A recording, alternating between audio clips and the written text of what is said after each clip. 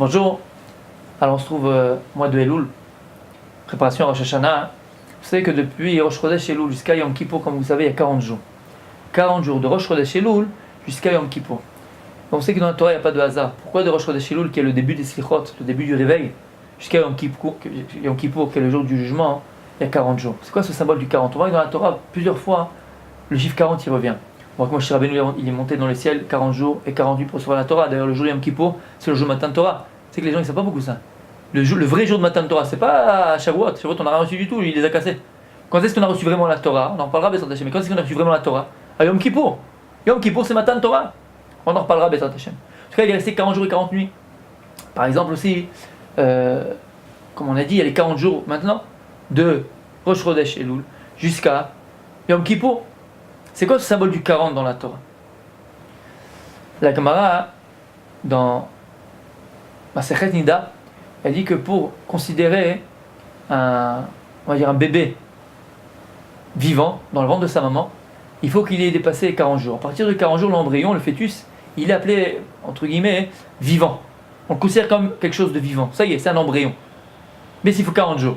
Pourquoi ces 40 jours là? C'est quoi donc le symbole de ces 40 jours? Rav Desser, il explique qu'un des plus beaux cadeaux que Kadosh Baruch Hu a fait à l'homme, c'est quoi? C'est le Zman, c'est le temps. Le temps, c'est un des plus beaux cadeaux que Dieu nous a fait. Pourquoi? Parce qu'il explique que le temps, c'est le moyen, entre guillemets, par lequel Akadosh Baruch Hu mashpia à l'homme et à l'humanité. C'est le moyen par lequel Akadosh Baruch Hu influence, des influences positives à l'humanité entière, à des moments précis, et à l'homme en particulier. Si on voit par rapport à l'humanité, il rit dans le Midrash, il dit Shlomo HaMelech, Ed l'école d'Avar, Vezman l'école Chefetz. La phrase c'est pas bidou ça, mais c'est à peu près ça. Excusez-moi. C'est-à-dire qu'il y a un temps pour tout. Et le Midrash il dit, il y avait un temps où Adam Arishon va rentrer au Gan Eden, un temps où il en sort. Il y avait un temps où Akadosh Baruch Hu avait prévu de donner la Torah au peuple juif. Il y avait un temps où Akadosh Baruch Hu il avait prévu de construire le Beth Amikdash. Il y avait un temps où Akadosh Baruch Hu, on voit là-bas le Midrash il énumère tous les temps que Dieu avait prévu dans l'histoire de l'humanité, où il avait prévu d'être mashpia, d'influencer une influence positive, extraordinaire, à qui? Au Ham Israël ou à l'humanité entière. Et donc il dit le Rav Dessler que le temps, c'est quoi? C'est le tuyau par lequel Akadosh Baruch Hu mashpia à l'olam. Akadosh Baruch Hu il influence sur son monde. Ça c'est vrai au niveau collectif, au niveau de l'humanité. Mais c'est aussi vrai au niveau pratique, au niveau de l'individu individuel. On a des temps dans notre vie qui vont être des moments propices à recevoir un flux positif d'Akadosh Baruch Hu du ciel, un shefa d'Akadosh Baruch Hu extraordinaire, mais à un moment précis de notre vie. Par exemple, la chalake pour un enfant, lorsqu'on coupe les cheveux d'un enfant à 3 ans. Par exemple, une bar mitzvah pour un garçon, une bat mitzvah pour une fille. Le mariage, en tout cas au départ, Rabbi Yosef, c'est une influence positive. Ouais. Le mariage, il y a des shlavim, il y a des étapes dans la vie où il y a des moments et des temps qui étaient prévus entre nous, qui allaient arriver, qui arriveront, par lequel Akadosh Baruch Hu vient influencer à la personne un shefa extraordinaire. Maintenant, ça sera à nous de se préparer à cela, de se préparer à recevoir ce shefa d'Akadosh Baruch Hu. Comment on appelle le temps à la Shana Kodesh? Ça s'appelle Zman. Zman, c'est le temps. Quand on prend le mot Zman, c'est écrit Zayin, Mem et Nun Sofit. Quand tu prends le Zayin, c'est le 7. Mem, c'est 40. Et Nun, du Zman, c'est quoi? C'est 50. Pourquoi Zman, c'est écrit de cette sorte-là? Il dit le Baal HaTanya que lorsqu'Akadosh Baruch Hu, il a créé le monde, il a créé le monde Beotiyot. Il a créé le monde avec les lettres de la Torah. D'ailleurs, même les mois de l'année correspondent chaque mois à une lettre avec laquelle Dieu l'a créé. Mais il explique que finalement, les otiyot de la Torah, les lettres de la Torah, sont elles-mêmes le miroir des sphirotes, des 10 sphères, qui sont elles-mêmes, oui, Akadosh Baruch Hu lui-même.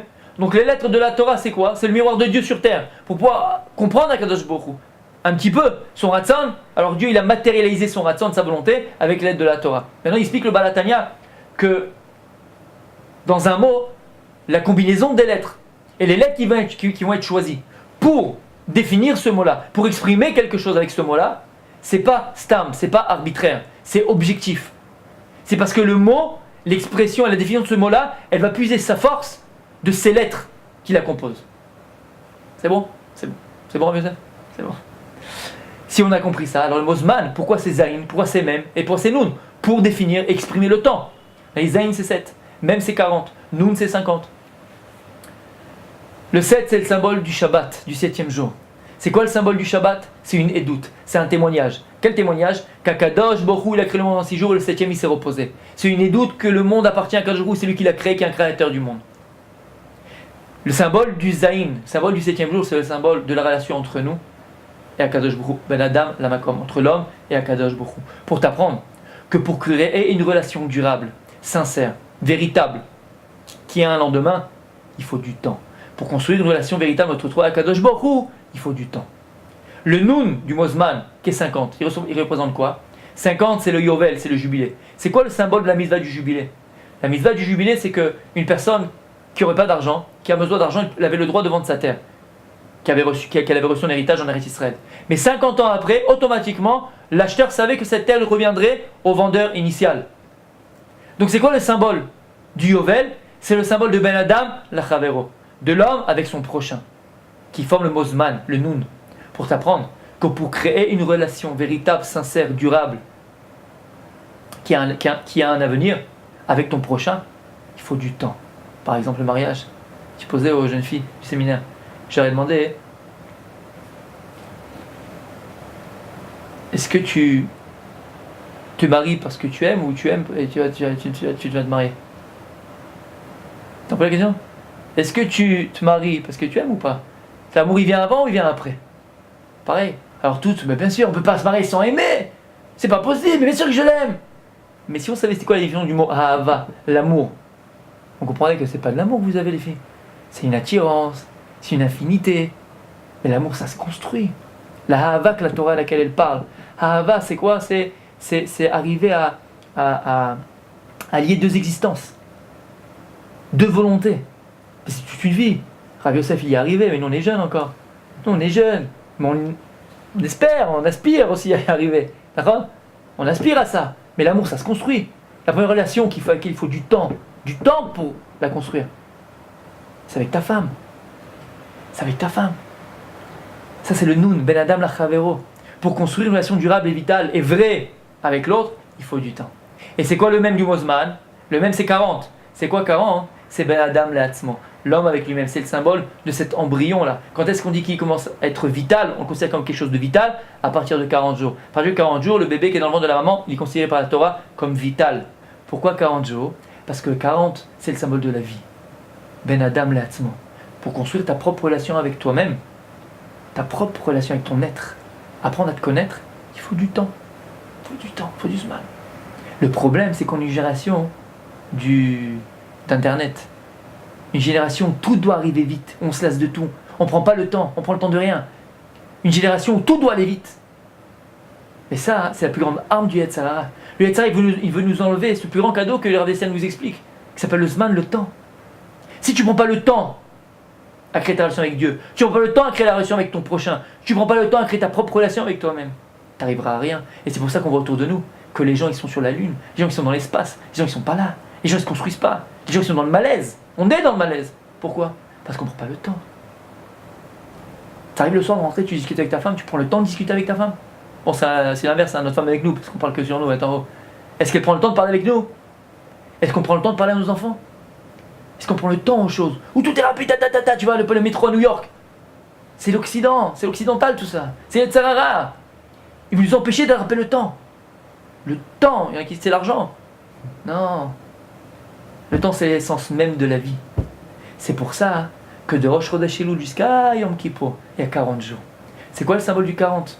Parce que pour prétendre pouvoir créer une relation avec Dieu, pour prétendre pouvoir créer une relation avec son prochain, il faut d'abord être capable de créer une relation avec soi-même. Parce que premièrement, le regard que tu as sur toi-même, c'est celui que tu as sur les autres. Donc tant que le regard que tu as sur toi est négatif, tu auras toujours ce regard sur les autres. Tant que toi, tu n'es pas proche de toi-même, tu ne pourras jamais être proche des autres. Et tant que tu es éloigné de toi-même, tu ne pourras jamais être proche d'Akadosh Baruch Hu. Pourquoi? Parce qu'on a dit plus d'une fois. Akadosh Baruch Hu Parashat Nitzavim, on a lu. On va la lire, on l'a lu. Bon, c'est pareil. Parashat Nitzavim, on a dit Lo bashamayim, velo rechokai. La Torah, elle n'est pas difficile, la Tchouva, elle n'est pas difficile. Elle n'est pas dans les cieux pour te dire qui va aller la prendre. Elle n'est pas de l'autre côté de la mer pour te dire qui va aller la chercher. Ki karov elecha davar meod. Parce qu'elle est très proche de toi, dans ta bouche et dans ton cœur de le faire. Akadosh Baruch Hu, il est où? Tu dis Akadosh, je te cherche, t'es où? Alors on va le chercher là où il n'est pas. Tu ne pourras jamais le trouver. Akadosh Baruch Hu, il est en toi, il est là, il est en nous. On a 40 jours de Rosh Chodesh Elul, il n'est jamais trop tard. Même si le mois d'Elul, il a déjà commencé. il arrive même peut-être à sa fin. C'est pas grave. Avoir conscience de ça. On a 40 jours pour donner vie à quelque chose, pour donner vie à une tchouva, donner vie à notre être. Ce zman de Elul jusqu'à Yom Kippour, il faut les kadesh auto, il faut le sanctifier. Sanctifier à quoi? Apprendre à se connaître. Pour se rapprocher d'Akadosh Baruch Hu et pour faire évoluer notre relation avec les autres. À bientôt.